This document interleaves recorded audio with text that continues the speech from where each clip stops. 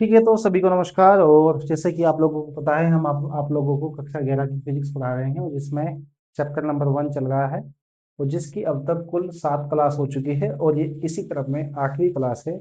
और आपके पास में विमाओं का तीसरा उपयोग चालू है।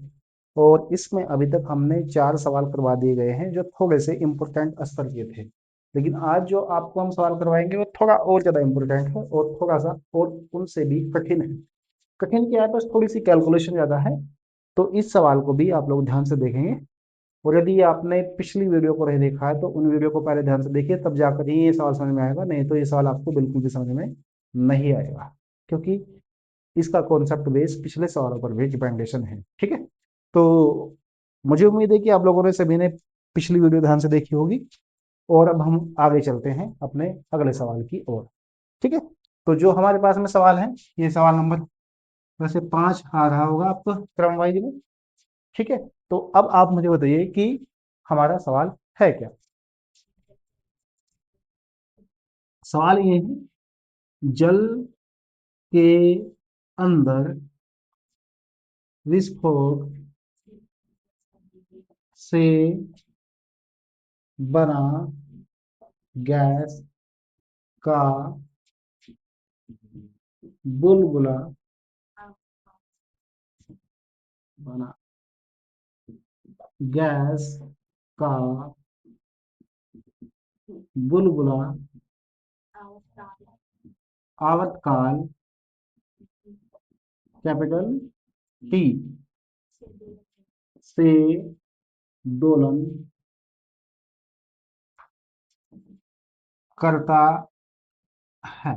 ठीक है, यदि टी प्रोपोर्शनल टू पी है कैपिटल की पावर ए, स्मॉल डी की पावर बी, सी। ठीक है, जहां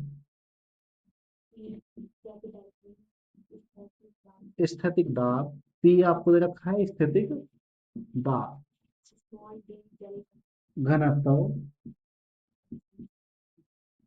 स्मॉल डी है आपके पास में जल का घनत्व, तथा ई कैपिटल विस्फोट की कुल ऊर्जा है। क्या है विस्फोट की कुल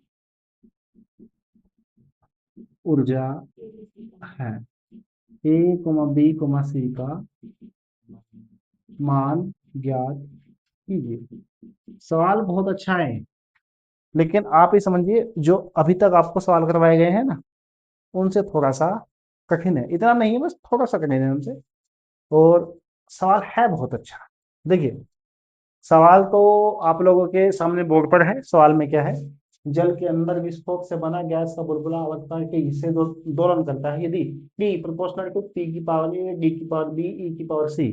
जहां P क्या है स्थैतिक दाब है, D क्या है जल का घनत्व है, और E क्या है विस्फोट की कुल ऊर्जा है। ठीक है, और आपको ABC की है मान ज्ञात करने हैं। इसमें तो आपको सीधा सीधा ABC के मान पूछे, उससे आगे नहीं पूछा। अगर इस सवाल की, क्योंकि ये सवाल ऑब्जेक्टिव सवाल है, और ये सवाल आपके 4 बार मैं आपको बता रहा हूँ MBBS के टेस्ट में आ चुका है। बस वहां पे ABC के 4 ऑप्शन होंगे, जे एडवांस में भी आ चुका है। बस उसमें से आपको छाना है कौन सा सही है कौन सा गलत है। और कॉम्पिटिशन में तो खैर आता ही आता है, कॉम्पिटिशन में आने का मतलब है ही नहीं इस टाइप के सवाल। ठीक है ना। तो अब देखिए, इसकी यदि आपकी पेपर में आ तो भी ऐसे भी आ सकता है, सेम टू सेम। और दूसरा, भाषा बदल सकती है। भाषा कैसे बदल सकती है कि यहाँ पर और कल की से दोलन करता है, यहाँ तक हो जाएगा। अगर ये देगा जो, क्या देते हैं यहाँ पे, जो पी सिद्धार्थ ये जब घनत्व था ऊंचाई ई पर निर्भर करता है। क्या बोल देगा वो, पर निर्भर करता है। और विमा की सहायता से टी के लिए व्यंजक प्राप्त कीजिए। फिर ऐसा बन जाएगा। भाषा समझ गए ना बात को। थोड़ी भाषा बदल सकता है, लेकिन सवाल सेम ही रहेगा, सेम ही करने का तरीका रहेगा। अगर भाषा बदली होगी, आपको ये नहीं दिया होगा, तो फिर आप लोग क्या करेंगे, फिर आप लोग वो भाषा लिखेंगे, हल करेंगे माना, है ना। लेकिन चूंकि आपको ये पहले दे दिया है, तो इसलिए इस बार आपको मानने की जरूरत नहीं है। ठीक है, क्योंकि आपको ये सवाल में ही ऑलरेडी दे दिया गया है। ठीक है ना। तो जब हल करेंगे इसको, तो बताइए क्या लिखेंगे सबसे पहले। बताइए, सबसे पहले लिखेंगे दिया है, क्या लिखेंगे, आपको दे रखा है हमारे पास में टी समानुपाती पी की पावर ए, और ये क्या है आपके पास में डी की पावर बी और ई की पावर सी। जैसे कि मैंने आपको अभी भी बताया है कि यदि बाई चांस भाषा बदली हुई होती और ये बोलता कि ये इन पर निर्भर करता है, तो आपको पूरी भाषा लिखनी पड़ती। जैसे हम लोग लिखते आए हैं कि माना, क्या लिखते हैं कि माना बुलबुले का आवर्तकाल कैपिटल टी, स्थैतिक दाब P की घात A, जल के घनत्व D की घात B, वायु विस्फोट की ऊर्जा कैपिटल E की घात C पर निर्भर करता है। और बाद में क्या लिखते हैं, अर्थात करके ऐसे लिखते हैं, ठीक है ना। ये तब होता अगर बाई चांस हमें ये चीज सवाल में ना दी गई होती तो, ठीक है। चूंकि दी गई है तो इसलिए हमें वो सब लिखने की आवश्यकता नहीं है। क्लियर है, कोई दिक्कत तो नहीं है ना। चलिए अब ध्यान दीजिए, T इक्वल टू, यहां पर क्या आएगा भाई, के क्या आएगा, के ही तो आता है, ई की पावर सी, ठीक है। इक्वेशन नंबर क्या मानेंगे इसको, फर्स्ट। तो फिर क्या लिखेंगे, जहां के एक क्या लिखते हैं हम, विमाहीन नियतांक है, पक्का।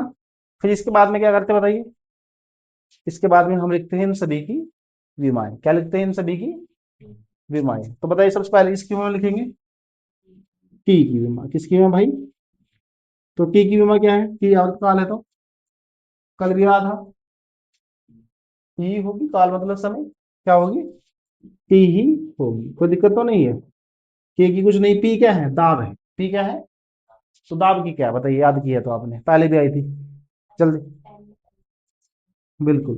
पी की विमा क्या है, M L minus one T minus two, बहुत अच्छी बात है कि आपने याद कर ली है। बी क्या है आपके पास में, घनत्व है, अब घनत्व को बताइए। वाह क्या बात है, आपने याद कर ली, बहुत अच्छी बात है, ठीक है। अब ये क्या है, ई, ई क्या है, ऊर्जा। तो इसमें से देख के तो बता रहे हैं, ऊर्जा की क्या है बताइए, एम एल स्क्वायर टी की पावर माइनस दो।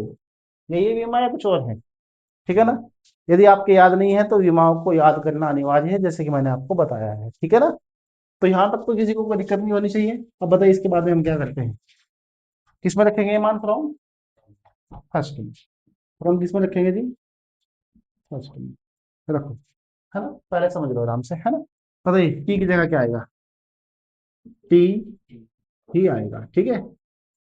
और के की जगह कुछ नहीं, पी की जगह बताओ, पी की जगह ये रहा, क्या है, M L minus one T minus two की पावर ई।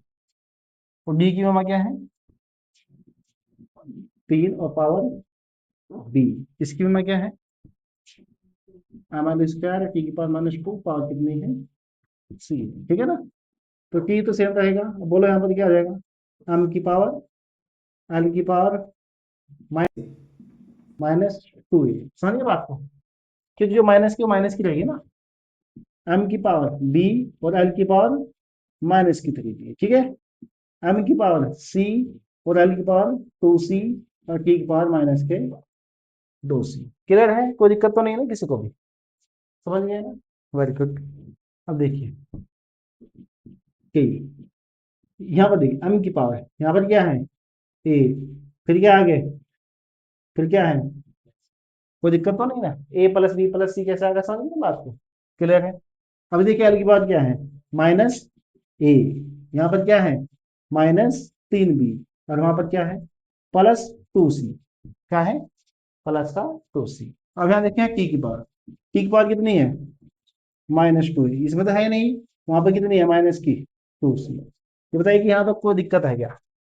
अब क्या करेंगे, जो विमा इधर है इधर नहीं है, पहले उसको लिख लेंगे। इधर क्या क्या नहीं है, एम नहीं है और टी नहीं है, एल तो है नहीं, अच्छा टी है, एल नहीं है, एम और एल नहीं है, तो हम क्या लिखेंगे, एम और एल लिख देंगे इधर। अब उनको कैसे लिखते हो बताइए, एम की पावर जीरो, एल की पावर जीरो, टी आ जाएगा सेम टू सेम, ठीक है। तो एम की पावर ए प्लस बी प्लस सी, एल की पावर माइनस ए माइनस तीन बी प्लस का टू सी, और टी की पावर माइनस टू ए माइनस का टू सी, ठीक है। कोई दिक्कत तो नहीं ना यहाँ तक, हाँ। चलिए फिर अब देखिए क्या लिखते हैं यहाँ पर, घातों की तुलना करने पर करिए तुलना। ए प्लस बी प्लस सी का मान हो गया है नंबर, तो आगे बोलो। माइनस ए माइनस का 3b प्लस का 2c बराबर हो गया है नंबर 3। आखिरी में क्या है, माइनस का 2a माइनस का 2c बराबर कितना हो गया है, एक। एक इक्वेशन कौन सी बन गई है, 4। अब देखिए इस समीकरण में है आपके पास में कितने चर हैं, 3 चर। कितने चर है भाई यहाँ पर, और आपने 2 चरों वाले रैखिक समीकरण तो हल किए हैं, है ना, 3 चरों वाले कैसे होंगे, ये अच्छा सवाल है, ठीक है ना। तो ऐसी स्थिति में क्या करते हैं, देखिए सबसे पहले 3 चरों को हम 2 चरों में कन्वर्ट करते हैं। करेंगे कैसे, ध्यान से देखिए। इसमें तो 3 चर हैं ए बी सी, और हमने आपको पिछला जो सवाल था ना, पिछली वीडियो में जो सवाल है उसमें भी हमने आपको करवाया है, तो उस वीडियो को ध्यान से देखिए कि वहां पर हमने इसको कैसे हल करवाया था, ठीक है। तो कोई बात नहीं है। तो यहाँ पर ध्यान दीजिए, यहाँ पर ए प्लस बी प्लस सी 3 चर हैं, और यहाँ पर भी माइनस ए बी तो सी, यहाँ पर भी 3 चर हैं। इसमें कितने चर है, इसमें 2 है, तो इसको तो छेड़ने की आवश्यकता नहीं है, ठीक है, क्योंकि इसमें हमारे पास में कितने चर है ऑलरेडी, 2 चर है, कोई दिक्कत तो नहीं है। इनमें 3 3 है, तो इनको गायब करना है, किसी एक को। किसको गायब करेंगे, हमारे पास में जो 2 चरों वाला रेखिक है वो ए और सी में है। किसमें है, ए और सी में। तो हमें इनमें से बी गायब करना है। क्या करना गायब, बी जैसे ही गायब हो जाएगा तो हमारा किस में आ जाएगा, वो ए और सी में इक्वेशन आ जाएगा। तो देखो कैसे गायब करेंगे, जीरो पर धीरे लगाएंगे, जैसे लगाते हैं।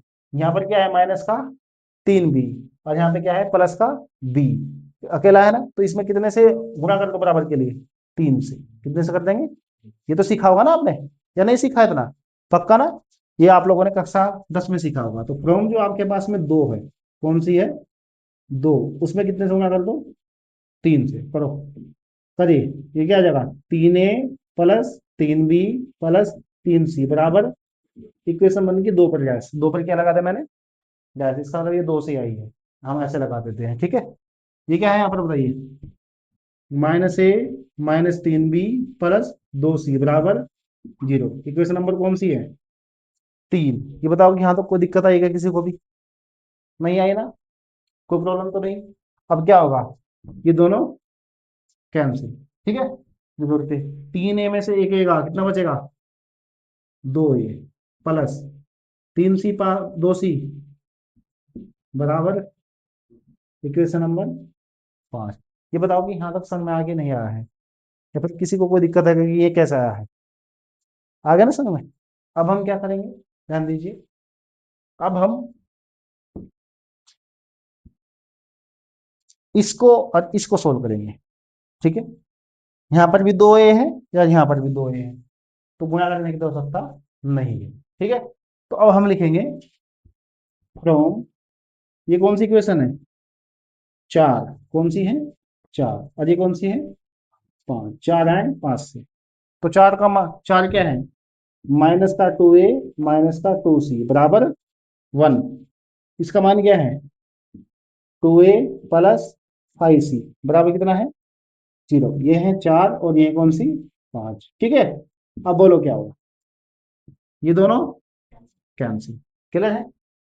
वो ऊपर कितना है, माइनस का 2c, पर नीचे क्या है, प्लस का 5c, तो कितना बचेगा, 3c। कितना बचेगा, प्लस का बचेगा भाई, प्लस का बचेगा माइनस का, बताओ, प्लस का, क्योंकि 5 संख्या प्लस की ज्यादा है, तो इसलिए प्लस का बचेगा, और माइनस की ज्यादा तो फिर किसका बचता, माइनस का बचता, क्लियर है ना। तो क्या आ गया जी, 3c बराबर 1। तो c का मान कितना आ गया, 1 बटा 2। बताओ सी का मान कैसे आया, निकल गया क्या, किसी को कोई दिक्कत आई है क्या, दिक्कत तो नहीं है ना किसी को भी कि सी का मान हमने कैसे निकाला है, या फिर कोई प्रॉब्लम हुई तो बताइए मुझे, हुए को कुछ भी प्रॉब्लम नहीं ना, ठीक है। तो अब मैं क्या करूंगा, अब हमें ए और बी का भी निकालना है, उसके लिए मैं क्या करता हूँ, इधर से साफ कर देता हूँ, ठीक है। पहले आप लोग इसको लिख लीजिए,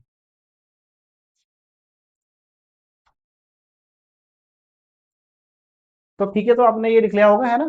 तो अब इससे आगे मैं इसको इधर ही करवाता हूँ, कि ताकि सवाल पहले पूरा हो जाए एक बार, फिर आप उसके बाद में इसको नोट कर लेना, लेकिन इसको पहले लिख लेना, ठीक है ना। किधर है, तो अब देखो इससे आगे क्या हो, हम क्या करेंगे, इस सी का मान चाहे तो आप लोग इसमें रख दो 5 में और चाहे रख दो 4 में, लेकिन हमें ना सबसे बढ़िया रहता है कि जिसके बराबर 0 होता है ना उस वाली में रखो, उससे हल करना ना बहुत आसान पड़ जाता है।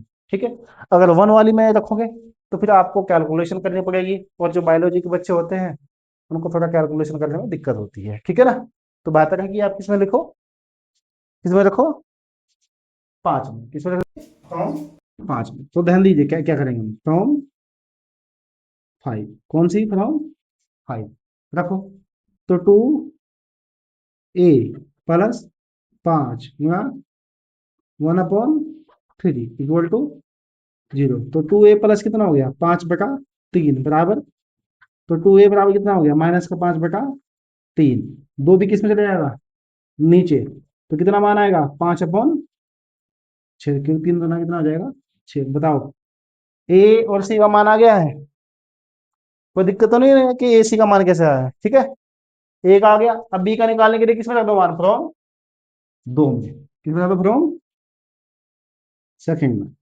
रखो। a की वैल्यू माइनस के 5/6 प्लस b पता नहीं, इसके लिए तो पता है कितनी है प्लस 1/3 बराबर 0। कोई दिक्कत तो नहीं है ना कि मान कैसे आया। ठीक है, ये थोड़ा इधर देखिएगा, ये इधर इस पर, इन दोनों का एलसीएम कितना आएगा बताओ, b प्लस 6 आएगा ना एलसीएम, कितना आएगा 6, और ये -5 और प्लस 2 तिया 6, यानी कि 2 आएगा। ठीक है, तो बोलो कितना बचेगा, माइनस के 3 बचा 6, क्लियर है ना। अब माइनस वाली हमेशा ब्रैकेट में लिखते हैं, 3 कम 3, 3 दूना कितना हो गया 6, तो बी की वैल्यू कितनी आ गई है 1/2। तो अब अपना ऑप्शन चेक कर लीजिए जिसमें ए का मान कितना हो माइनस के 5/6 हो, बी का मान कितना हो 1/2 हो, और सी का मान कितना हो 1/3 हो।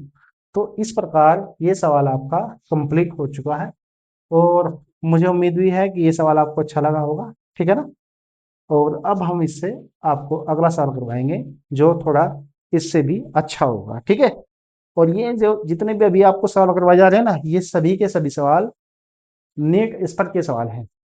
ठीक है ना, यानी कि ये सवाल नेट के एग्जाम में आते हैं अक्सर, तो आपको इनको बहुत ही ध्यान से करना है। ठीक है, तो अब इसी क्रम में एक अगला सवाल भी हम आपको बताते हैं, और वो थोड़ा सा इससे और भी अच्छा सवाल है। ठीक है, तो सवाल क्या है ध्यान दीजिए, बताइए सवाल क्या है जी। नंबर 6, किसी द्रव की बूंद का घनत्व क्या है, रो, क्या है रो। जैसे कि हमने बताया ना कि अभी आपको कुछ नए नए सिंबल मिलेंगे, और ये थोड़े से अलग अलग तरीके हैं के हैं। जैसे पी बनता है ना, पी पी बना तो थोड़ा इधर को खींच दिया, क्या नाम है इसका रो, क्योंकि अभी आप कक्षा 11 की शुरुआत कर रहे हैं, इसलिए आपको पता नहीं कि ये क्या चीज है। क्या नाम है इसका रो, मैंने लिख भी दिया वहां पे, क्या नाम है इसका रो। और ये मिलेगा आपको चैप्टर नंबर 11 में, जहां पर आपकी बर्नौली की प्रमेय आएगी। ठीक है, तो घनत्व क्या है जी रो। ठीक है, आगे क्या है,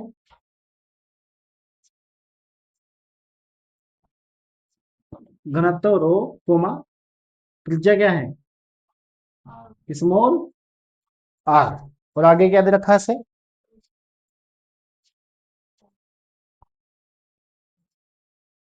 तथा पृष्ठ तनाव क्या है जी सिग्मा, तथा पृष्ठ तनाव क्या है सिग्मा है। सिग्मा देख लो भाई कैसे बनता है, ये थोड़ा सा अलग है। आप लोगों ने कक्षा 10 में ये वाला सिग्मा पढ़ा है अब तक, ठीक है, लेकिन यहाँ पर ये वाला सिग्मा है। ठीक है, नाम क्या है इसका सिग्मा, और ये आपको केमिस्ट्री में भी पढ़ने को लिए मिलेगा। ठीक है ना, जो आवर्तकाल कैपिटल टी में थर थराती है, ये भाषा का थरथराती का मतलब जानते हैं क्या आता है, थर थराती है। आगे क्या लिखा है, टी स्क्वायर के लिए कौन सा व्यंजक सही है। ठीक है। तो सवाल ये है, इसमें आपको 4 ऑप्शन दिए गए होंगे और आपको बताना है कि कौन सा सही है कौन सा नहीं है। सबसे पहले तो और चीज छोड़िए, आपको आउटकास्ट की थरथराने का मतलब होता है कंपन करना। क्या होता है? कांपना। ठीक है, ये होता है किसका मतलब? थरथराने का मतलब। ठीक है, हरियाणवी भाषा का शब्द है थरथराना। हिंदी में बोलते हैं, ऐसी बात नहीं, लेकिन क्या होता है? कंपन। ठीक है। तो टी स्क्वायर के लिए आपको क्या करना है? व्यंजक प्राप्त करना है, यानी कि टी के लिए निकालना है ना। तो जब ऐसी कंडीशन आती है तो बताइए, सबसे पहले जब हम इस सवाल को हल करेंगे तो क्या लिखेंगे? बताइए, वही जो आप लोग के लिखते हैं पहले से ही। बताइए, माना आ, बूंद का आवर्तकाल। किसका भाई? बूंद का आवर्त काल, कैपिटल टी। क्या है? एक तो घनत्व, क्या है आपके पास में? घनत्व। रो की घात क्या लिखी जाएगी? ए।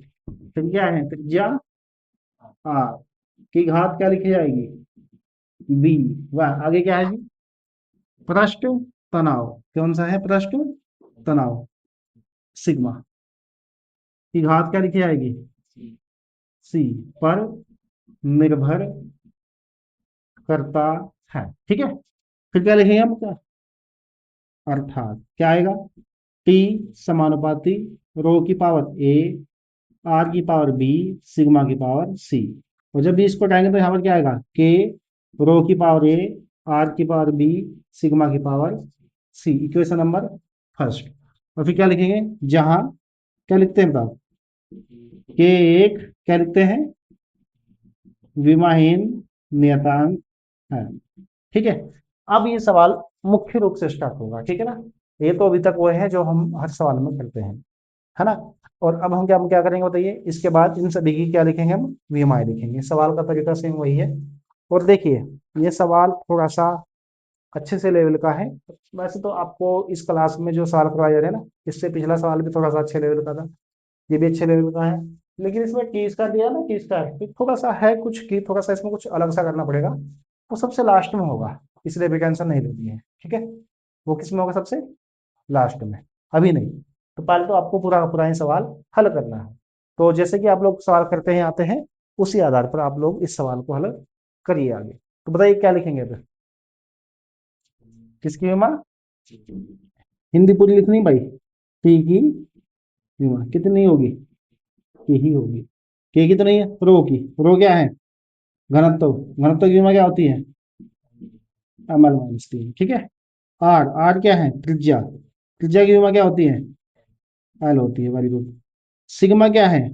पृष्ठ तनाव। क्या है? अब पृष्ठ तनाव की विमा बताओ आप क्या होती है? विमा नहीं होता पृष्ठ तनाव, गलत बता रहे हैं। पृष्ठ तनाव तो विमा ही नहीं है, यानी कि आपने विमा याद नहीं करी है। इसकी होती है एम टी की पावर माइनस 2। क्या होती है? एम टी की पावर माइनस 2। मैं आपको बार बार कहता हूं कि आप सभी की सभी विमाओं को याद कर लीजिए। उन 2 क्लास को ध्यानपूर्वक देख लीजिए, पहले तो उसी को। उसमें सभी की सभी विमाएं करवाई गई है। ठीक है। वो इनको ध्यानपूर्वक लिखना है सभी के सभी को। ठीक है ना। दिमाग कोई भी आपकी छूटनी नहीं चाहिए, खासकर जो इस्तेमाल होती है। तो यहाँ तक तो कोई दिक्कत नहीं है ना। अब बताइए, ये मान हम किस में रखते हैं? किस में रखते हैं जी? From first. रखिए, फ्रॉम फर्स्ट, जो आपको सीखते आए हैं हम तक। देखिए, टी की जगह क्या आएगा? टी ही आएगा। के तो छोड़ दीजिए आप, रो की जगह क्या आएगा? एम एल माइनस 3, पावर कितनी है? ए। आर की जगह क्या आएगा? एल की पावर बी। इसकी जगह क्या आएगा? एम टी की पावर माइनस 2, और पावर कितनी है? सी। ये बताएं कि यहाँ तक कोई दिक्कत आएगा किसी को भी? सेम वही तरीका है करने का। यहाँ तक तो कोई दिक्कत है ही नहीं। यहाँ पर क्या है? टी। और यहाँ पर क्या आ गया है? एम की भी ए, एल की माइनस के टी ले। यहाँ पर एल की पावर बी, और यहाँ पर एम की पावर सी, और टी की पावर माइनस 2 सी। बताइए, कोई दिक्कत है यहाँ तक किसी को भी? नहीं दिक्कत है ना, क्योंकि ये सेम उसी प्रक्रिया का एक हिस्सा है। अब आगे ध्यान दीजिए। टी, एल की पावर क्या रहेगी? ए और प्लस सी। एल की पावर माइनस के 3 ए और प्लस बी। ठीक है। टी की पावर कुछ नहीं है, सिर्फ आपका माइनस का 2c ही रहेगा। कोई दिक्कत तो नहीं ना।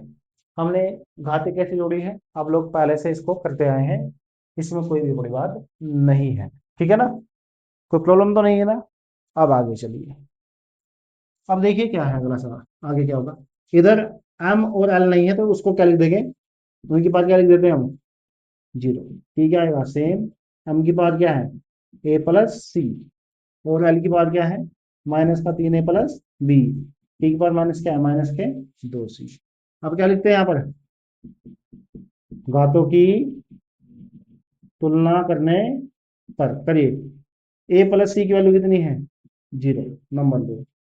माइनस 3a प्लस बी की वैल्यू कितनी है, 0, नंबर 3। माइनस 2c की वैल्यू कितनी है, 1। तो c की वैल्यू कितनी आ गई है, माइनस के 1/2। बताइए c की वैल्यू -1/2 कैसे आई है, कोई दिक्कत तो नहीं है ना, कैसे आ, ठीक है ना। अब c का मान किस रख दो, फ्रॉम 2 में किस रख दीजिए, फ्रॉम सेकंड में रखो मान।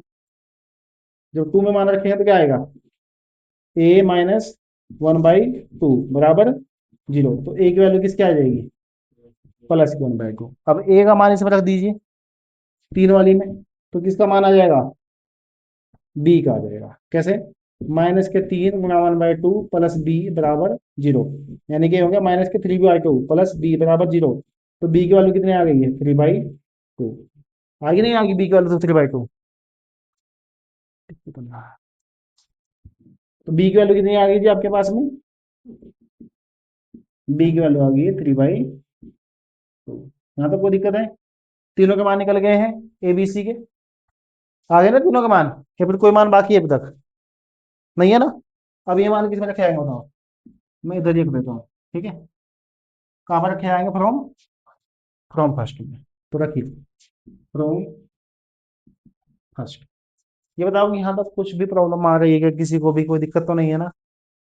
चलो फिर मान रखो, टी बराबर के, रो की पावर ए का मतलब कितना है, 1/2, आर की पावर बी का मतलब कितना है, 3/2। और क्या है भाई, सिग्मा की पावर कितनी, सी मतलब माइनस के 1/2। ये बताओ कि यहाँ तक कोई दिक्कत है क्या, सिग्मा भी दिखाई नहीं दे रहा है, थोड़ा सा इधर को लिखना पड़ेगा मुझे। आर की पावर कितनी है, 3/2, और सिग्मा की पावर है माइनस के 1/2। कोई दिक्कत तो नहीं ना यहाँ तक, क्लियर है। अच्छा, जो पावर माइनस में है तो नीचे जाके किस में हो जाती है, प्लस में।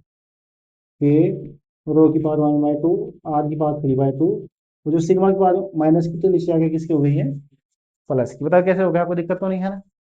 सभी में 1/2 है ना, सभी में 1/2 है या नहीं है, सबके, मतलब ये बताओ कि सबके 1/2 है क्या। तो ये क्या करो आप लोग, 1/2 क्या कर लीजिए, बाहर निकाल लीजिए इसको। रो आर की पावर 3, यहाँ पर खाली सिग्मा, और पावर हो गई है 1/2 बाहर।